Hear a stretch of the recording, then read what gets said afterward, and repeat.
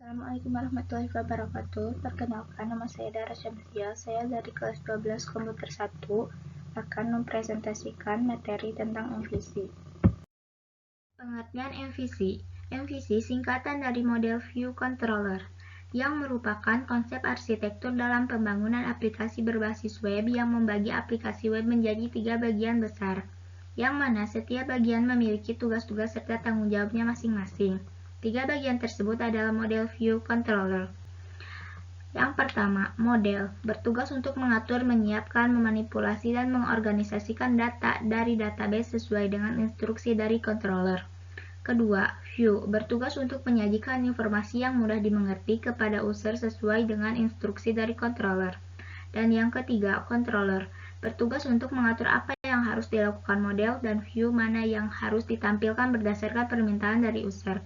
Namun, terkadang permintaan dari user tidak selalu memerlukan aksi dari model.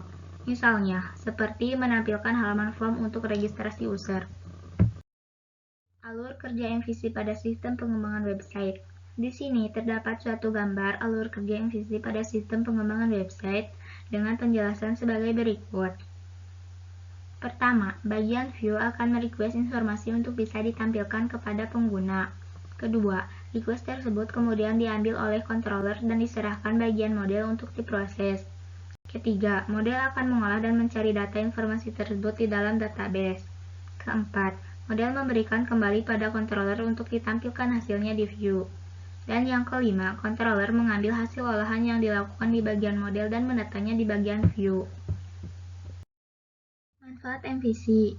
Di antaranya, proses pengembangan website lebih efisien, testing jadi lebih mudah, error atau bug lebih cepat dan mudah ditangani, pemeliharaan atau maintenance lebih mudah.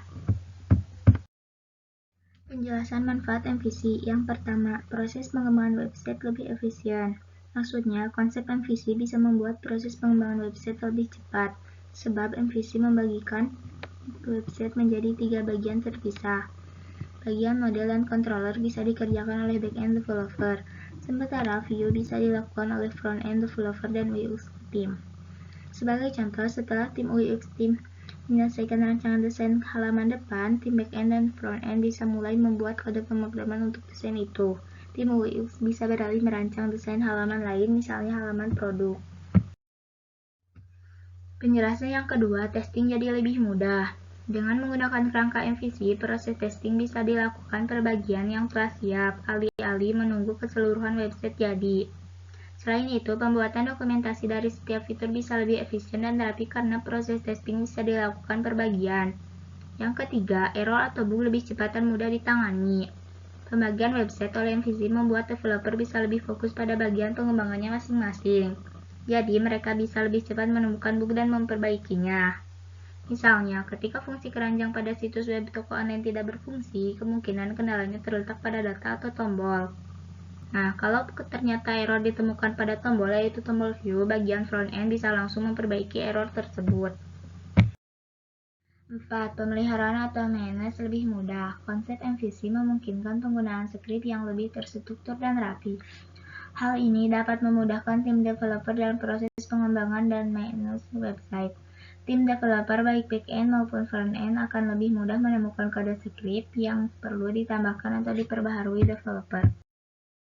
Framework yang menggunakan MVC. Untuk framework PHP ada cukup banyak dan hampir semuanya menggunakan konsep MVC. Di antaranya adalah Laravel, Symfony, KickPHP, Code Editor. Tapi Code Editor versi 3 ke bawah sudah tidak recommended untuk dipelajari.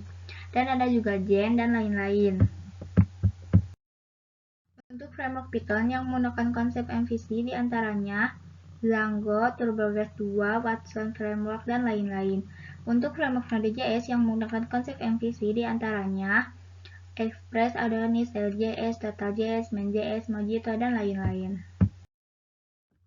Demikian akhir presentasi yang dapat saya sampaikan. Terima kasih atas perhatiannya. Kurang lebihnya saya mohon maaf. Wabillahi taufiq wal hidayah. Wassalamualaikum warahmatullahi wabarakatuh.